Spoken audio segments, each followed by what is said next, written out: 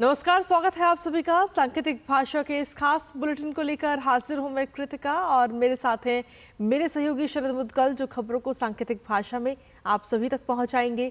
तो चलिए शुरुआत करते हैं इस खास बुलेटिन की और सबसे पहले देखेंगे सुबह की सुर्खियां। कोलकाता रेप मर्डर केस में सुप्रीम कोर्ट में सुनवाई आज, शीर्ष अदालत ने लिया स्वतः संज्ञान। उधर स्वास्थ्य मंत्रालय ने केंद्रीय अस्पतालों में सुरक्षा तैनाती में 25% वृद्धि को दी मंजूरी।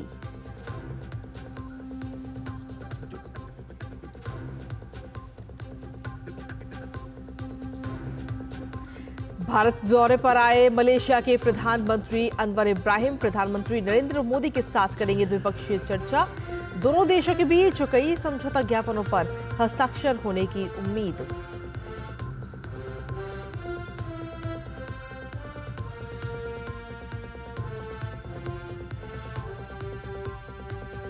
भारत और जापान के बीच होगी आज 2+2 मंत्री स्तरीय वार्ता। रणनीतिक संबंधों को और बढ़ावा देने और भारत प्रशांत में स्थिति की समीक्षा पर होगा फोकस।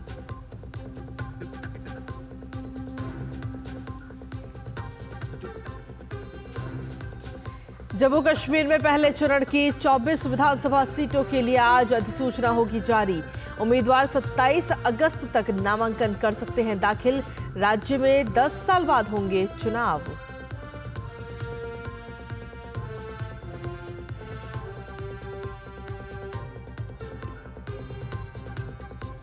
और खेल की खबरों में दुनिया के नंबर 1 खिलाड़ी यानिक सिनर ने जीता सिंसिनाटी मास्टर्स का खिताब।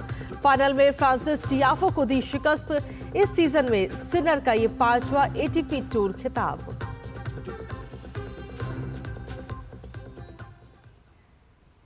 तो ये थी अहम सुर्खियां और सुर्खियों के बाद अब खबरों में विस्तार से बात करेंगे। कोलकाता के आरजीकर मेडिकल कॉलेज और अस्पताल में ट्रेनी डॉक्टर से दुष्कर्म हत्या के मामले में अब आज सुप्रीम कोर्ट में अहम सुनवाई होगी। शीर्ष अदालत ने स्वतः संज्ञान लेते हुए मामले की सुनवाई के लिए आज का दिन निर्धारित किया था। मुख्य न्यायाधीश डीवाई चंद्रचूड़ की अध्यक्षता वाली पीठ मामले की सुनवाई करेगी।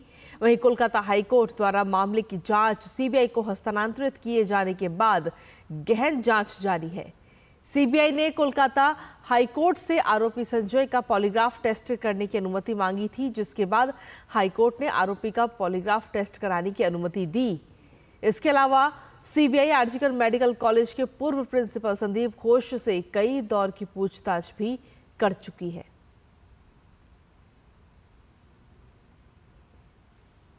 कोलकाता रेप और हत्या मामले पर डॉक्टरों के भारी विरोध प्रदर्शन के बीच स्वास्थ्य मंत्रालय ने केंद्र सरकार के सभी मेडिकल अस्पतालों में सुरक्षा 25% बढ़ाने का निर्देश दिया है।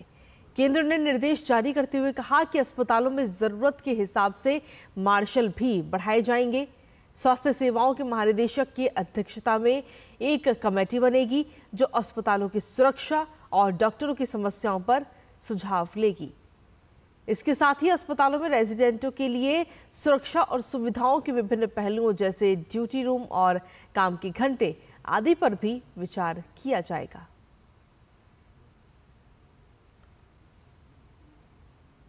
मलेशिया के प्रधानमंत्री अनवर बिन इब्राहिम इस समय 3 दिन की राजकीय यात्रा पर भारत में हैं। कल दिल्ली हवाई अड्डे पर उनका पारंपरिक तरीके से स्वागत किया गया। प्रधानमंत्री नरेंद्र मोदी के निमंत्रण पर भारत आए अनवर बिन इब्राहिम आज पीएम मोदी के साथ द्विपक्षीय वार्ता करेंगे। चर्चा के दौरान दोनों देशों के बीच कई समझौता ज्ञापनों पर भी हस्ताक्षर होने की संभावना है। वो राष्ट्रपति द्रौपदी मुर्मू और विदेश मंत्री डॉक्टर एस जयशंकर से भी मुलाकात करेंगे। प्रधानमंत्री के रूप में अनवर इब्राहिम की ये पहली भारत यात्रा है। उनके दौरे से भारत मलेशिया द्विपक्षीय संबंधों को और मजबूती मिलने की उम्मीद है। मलेशिया में 29 लाख की आबादी वाला भारतीय समुदाय दुनिया में तीसरा सबसे बड़ा भारतीय प्रवासी समुदाय है। भारत मलेशिया के लिए पर्यटन का 5वां सबसे बड़ा स्रोत है। मलेशिया आसियान में भारत का तीसरा सबसे बड़ा व्यापारिक साझेदार भी है। साथ ही भारत मलेशिया के 10 सबसे बड़े व्यापारिक साझेदारों में से भी एक है। वित्त वर्ष 2023-24 के दौरान द्विपक्षीय व्यापार 20.01 बिलियन अमेरिकी डॉलर का रहा, जबकि भारत में मलेशिया का निवेश लगभग 3.3 बिलियन अमेरिकी डॉलर है। अप्रैल 2023 से दोनों देशों के बीच भारतीय रुपये में व्यापार समझौता प्रभावी रूप से लागू हो चुका है।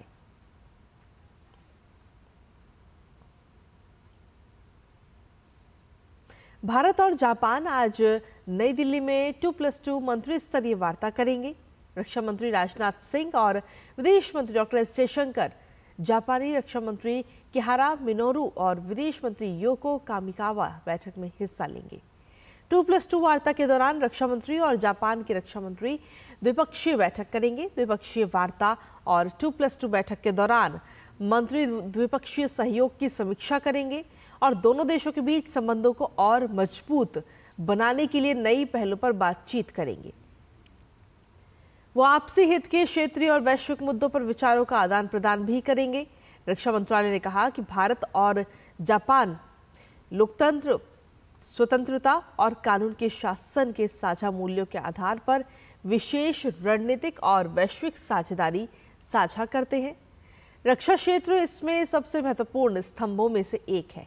इससे पहले प्रधानमंत्री नरेंद्र मोदी ने जापान के रक्षा और विदेश मंत्रियों से मुलाकात की।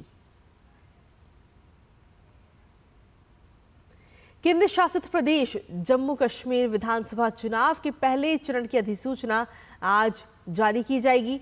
आपको बता दें कि पहले चरण में अनंतनाग, शोपियां, कुलगाम, रामबन, किश्तवाड़ और डोडा जिले के 24 विधानसभा क्षेत्रों में मतदान होना है। पहले चरण के लिए नामांकन दाखिल करने की अंतिम तारीख 27 अगस्त है। अगले दिन पर्चों की जांच की जाएगी। 30 अगस्त तक नाम वापस लिए जा सकते हैं। पहले चरण का मतदान 18 सितंबर को होगा। विधानसभा चुनाव के लिए अंतिम मतदाता सूची आज जारी की जा सकती है। वहीं भारतीय जनता पार्टी ने हरियाणा में आगामी विधानसभा चुनाव के लिए वरिष्ठ नेता ओपी धनखड़ के नेतृत्व में एक घोषणा पत्र समिति का गठन किया है। भाजपा के प्रदेश अध्यक्ष मोहन लाल बड़ौली ने सोमवार को समिति के गठन की घोषणा की। पार्टी के एक बयान के अनुसार घोषणा पत्र समिति की अगुवाई भाजपा के राष्ट्रीय सचिव और हरियाणा के पूर्व प्रदेश अध्यक्ष ओपी धनखड़ करेंगे। समिति में पार्टी के वरिष्ठ नेता कृष्णलाल पंवार, कैप्टन अभिमन्यु, रणबीर गंगवा, विपुल गोयल सहित 14 सदस्य होंगे। हरियाणा में विधानसभा चुनाव 1 अक्टूबर को एक चरण में संपन्न होगा और चुनाव परिणाम 4 अक्टूबर को घोषित किए जाएंगे।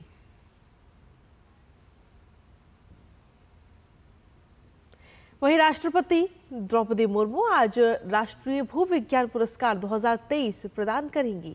नई दिल्ली के राष्ट्रपति भवन सांस्कृतिक केंद्र में ये प्रतिष्ठित पुरस्कार भूवैज्ञानिकों को दिए जाएंगे। इस कार्यक्रम में केंद्रीय कोयला एवं खान मंत्री जी किशन रेड्डी और कोयला एवं खान राज्य मंत्री सतीश चंद्र दुबे उपस्थित रहेंगे। राष्ट्रीय भूविज्ञान पुरस्कार भूविज्ञान के क्षेत्र में सबसे पुराने और सबसे प्रतिष्ठित राष्ट्रीय पुरस्कारों में से एक है। इस पुरस्कार को 1966 में खान मंत्रालय द्वारा स्थापित किया गया था। इन पुरस्कारों को भूविज्ञान के विभिन्न क्षेत्रों में असाधारण उपलब्धियों और उत्कृष्ट योगदान के लिए व्यक्तियों और टीमों को दिया जाता है। खान मंत्रालय हर साल 3 श्रेणियों में राष्ट्रीय भूविज्ञान पुरस्कार प्रदान करता है।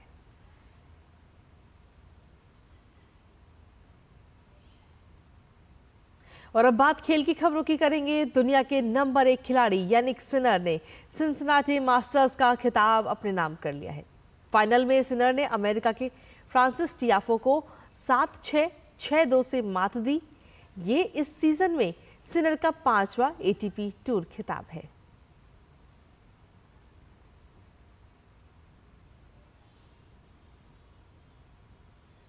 और इसी के साथ फिलहाल सांकेतिक भाषा के इस खास बुलेटिन में मुझे, मेरे सहयोगी शरद मुदगल और हमारी टीम को दीजिए अनुमति। नमस्कार।